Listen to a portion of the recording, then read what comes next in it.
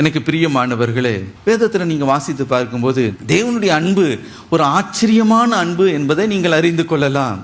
அந்த அன்பை அவர் எப்படி வெளிப்படுத்தினார் என்று பார்க்கும்போது வெவ்வேறு விதங்களில் அவைகளை அவர் வெளிப்படுத்தினார் என்று நாம் பார்க்கிறோம். அன்பின் கயிறினாலே நம்மை கட்டி இழுக்கிற தேவன். இன்றைக்கு அவருடைய அன்புல ஒன்ஸ் நம்ம கட்டப்பட்டு விட்டா அதற்கு பிறகு அவரை விட்டு நம்ம போகவே முடியாது. ஹல்லேலூயா. அப்படி தூரம் போனாலும் அந்த கயிறை வச்சு அப்படி இழுப்பாரு பாருங்க, நீங்க அவர் பக்கம் ஓடி கதறிக்கிட்டே ஓடி வந்துடுவீங்க. இன்றைக்கு அந்த அன்பின் கயிறுல தான் உங்களை கட்ட போறாரு. நான் சொல்றேன், நீங்க எங்கேயுமே ஓட முடியாது. நீ ஓடினாலும் உங்களை இழுப்பார். ஹல்லேலூயா. அந்த அன்பின் கயிறின் அந்த காருண்யத்தினாலே நான் அவர்களை இழுத்து கொள்வேன் என்று அவர் சொல்லுகிறார்.